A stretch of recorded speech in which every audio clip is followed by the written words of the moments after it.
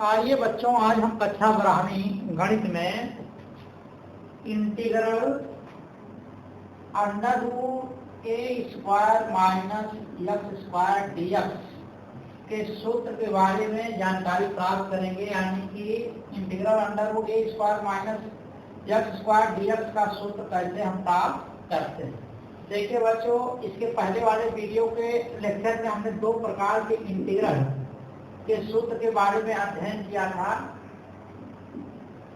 एक था हमारा integral under root x square minus a square dx और दूसरा था बच्चों integral under root x square plus a square dx. आज देखिए बच्चों, हम तीसरे प्रकार के इंटीग्रल यानी कि integral under root a square minus x square dx के सूत्र के बारे में चर्चा करेंगे। यानी कि ये जानेंगे कि इनका सूत्र हम कैसे प्राप्त करेंगे। तो देखिए बच्चों, सूत्र इनका दो तरीके से प्राप्त किया जा सकता है, एक खंडता समाकलन से और दूसरा यक्स की वैल्यू रखकर। यानी कि यक्स के स्थान पर कोई त्रिकोणमिति हम रखेंगे तो इसका इंटीग्रल हम आसानी से प्राप्त कर सकते हैं। तो जैसे बच्चों इन दोनों इंटीग्रल में हमने यक्स की वैल्यू रखकर इंटीग्रल प्राप्त किए थे, उसी तरह बच्चों यहाँ पर आज हम यक्स का कोई त्रिकोणमिति रखकर इंटीग्रल प्राप्त करने की कोशिश करेंगे। तो आइए बच्चों देखते हैं कि हम यक्स की कौन सी वैल्यू रख दें कि जिससे हमारा आसानी से इंटीग्रल प्राप्त हो जाए। तो हमने बच्चों दोनों इंटीग्रल में बताया था यक्स की वैल्यू ऐसा रखते हैं कि जिससे ये करल आसानी से हल हो सके, यानी कि इनका आसानी से वर्गमूल निकाला जा सके। तो आप बच्चों ऐसा त्रिकोणमिति रखने की कोशिश करिए कि जिससे आसानी से अंडर रूट हल हो सके। देखिए बच्चों, हम जानते हैं कि sign square theta plus cos square theta बराबर क्या होता है 1। और हम ये लिख सकते हैं कि साइन स्क्वायर थीटा बराबर 1 माइनस कॉस स्क्वायर थीटा। देखिए बच्चों, कड़ी के अंदर हमारा क्या है ए स्क्वायर माइनस एक्स स्क्वायर, यानी कि बीच में माइनस हमको मिल गया जब हम ऐसा फार्मूला का उपयोग करेंगे। इसका मतलब बच्चों ये है कि अगर हम एक्स की जगह पर कॉस थीटा रख दें तो हमको क्या मिल जाएगा कॉस स्क्वायर थीटा। लेकिन बच्चों हमको चाहिए 1 माइनस कॉस स्क्वायर थीटा। इसका मतलब बच्चों यहाँ ए स्क्वायर के स्थान पर कितना होना चाहिए 1 होना चाहिए। इसका मतलब ए स्क्वायर के बच्चों कॉमन होगा तब क्या हो जाएगा यहाँ पर 1 हो जाएगा। इसका मतलब कि यहाँ पर भी ए स्क्वायर होना चाहिए। तो ए स्क्वायर लाने के लिए बच्चों हम यहाँ पर एक्स के स्थान पर क्या रखें ए कॉस थीटा रखें या ए साइन थीटा रखें। अगर बच्चों हम ए साइन थीटा रखेंगे तो हमको मिल जाएगा यहाँ से ए स्क्वायर साइन स्क्वायर थीटा। इसका मतलब यहाँ हो जाएगा ए स्क्वायर माइनस 1 अंडर रूट के अंदर। तो ए अंडर रूट यहाँ से जब ए स्क्वायर कॉमन लेंगे तो क्या मिलेगा 1 माइनस साइन स्क्वायर थीटा। तो इसका मान कितना हो जाएगा कॉस स्क्वायर थीटा। तो बच्चों आसानी से कॉस स्क्वायर थीटा का वर्गमूल क्या हो जाएगा कॉस थीटा और ए स्क्वायर का वर्गमूल क्या हो जाएगा ए। या बच्चों हम यहाँ पर यक्स की जगह पर ए साइन ए कॉस थीटा भी रख सकते हैं। अगर ए कॉस थीटा रखेंगे तो वही बच्चों हो जाएगा 1 minus cos square theta under root के अंदर साइन स्क्वायर थीटा हो जाएगा, उसका वर्गमूल क्या हो जाएगा साइन थीटा हो जाएगा। इस प्रकार बच्चों हम यक्स के स्थान पर या ए कॉस थीटा रख दें या ए साइन थीटा रख दें तो इसका इंटीग्रल आसानी से प्राप्त किया जा सकता है। तो देखिए बच्चों, हम यहाँ यक्स बराबर ए साइन थीटा रख रहे हैं। यक्स बराबर ए साइन थीटा रखने पर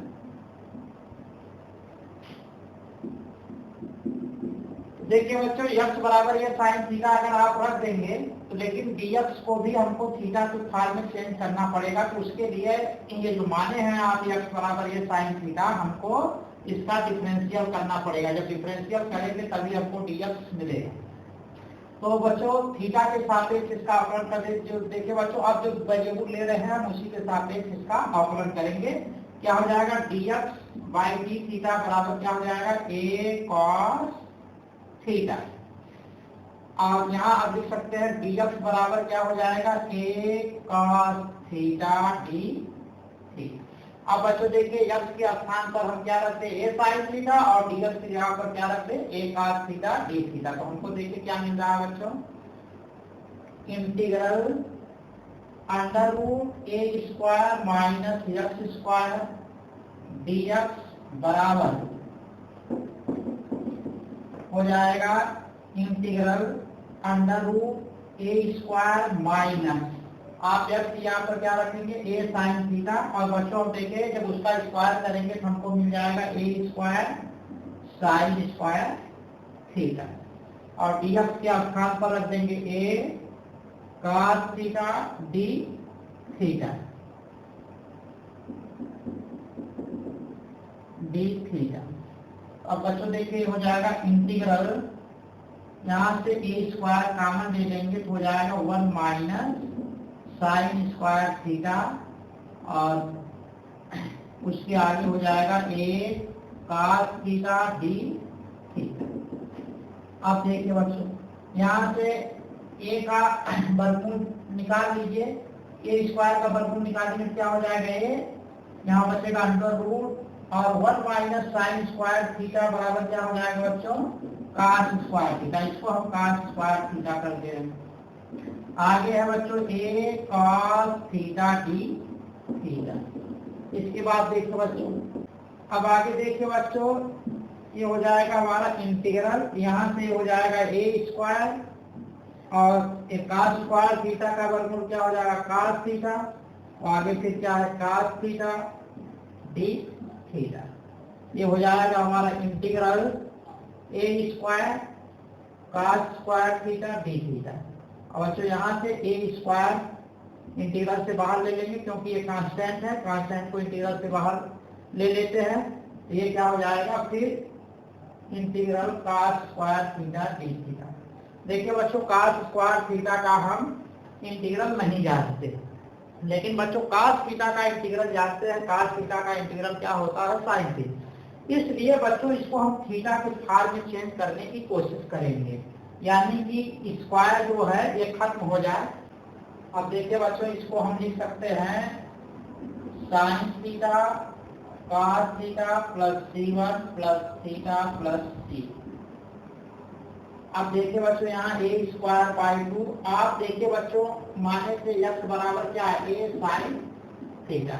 तो बच्चों देखिए यहाँ से साइन थीटा बराबर हम क्या रख सकते हैं, x बाई a, और cos थीटा को बच्चों साइन थीटा में चेंज कर दीजिए तो वहां से फिर वैल्यू हम x बाई साइन थीटा के स्थान पर रख पाएंगे। तो देखिए साइन थीटा की जगह पर क्या लिखते हैं, x बाई a, और cos थीटा क्या हो जाएगा, under root 1 minus sine square theta, और आगे c1 और प्लस। अब बच्चों देखिए थीटा निकालना है तो हम इसको क्या लिख सकते हैं, साइन थीटा बराबर यहाँ से x बाई a, और थीटा बराबर क्या हो जाएगा, sine inverse x by a। तो हम इसके स्थान पर लिख सकते हैं sine inverse x by a, और एक कांस्टेंट बच्चों हमने, अच्छा इसमें बच्चों कांस्टेंट हमने जोड़ दिया था ये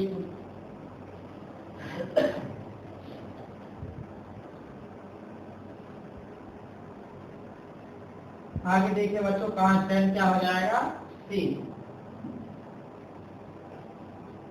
अब देखिए ये बच्चों क्या हो जाएगा, यहाँ से इसका हम अगर मल्टीप्लाई कर दें तो हो जाएगा हमारा a स्क्वायर x बटे 2a, और फिर under root 1 minus sine theta के यहाँ पर क्या रख देंगे, x बाई a, तो x बाई a का होल स्क्वायर प्लस c1, और इसमें जब मल्टीप्लाई करेंगे c1 a स्क्वायर बाई 2 हो जाएगा प्लस, और यहाँ फिर मल्टीप्लाई करेंगे a square by 2 sine inverse x by a plus c2 a square by 2।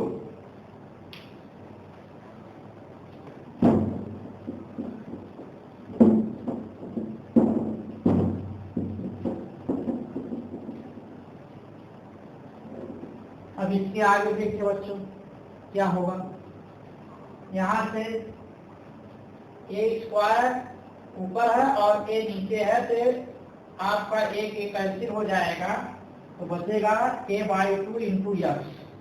तो हम इसको लिख सकते हैं a या यक्स a/2,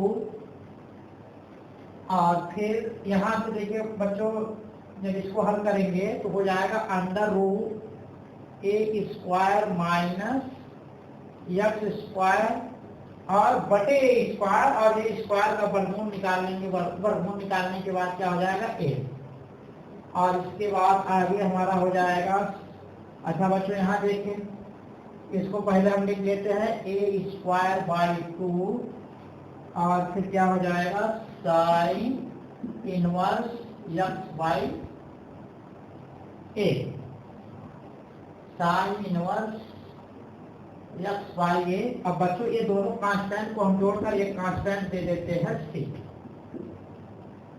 अब ये हो गया हमारा। अच्छा यहाँ से देखिए बच्चों एक कैंसिल आपका हो जाएगा, यानी हो जाएगा x by 2 under root a square minus x square plus a square by 2 sine inverse x by a plus.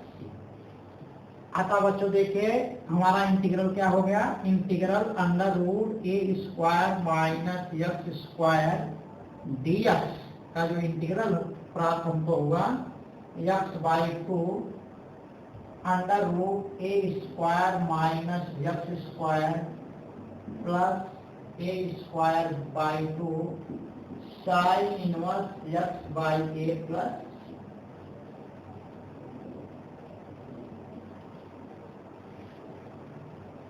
तो ठीक है बच्चों, अब हमने यक्स का मान रखकर त्रिकोणमिति की सहायता से बच्चों 3 प्रकार के इंटीग्रल का सूत्र प्राप्त कर चुके हैं। अब आगे के वीडियो के लेक्चर में बच्चों हम इसको खंडशः समाकलन विधि द्वारा ये दिखाएंगे कि इनके सूत्र को कैसे प्राप्त किया जा सकता है।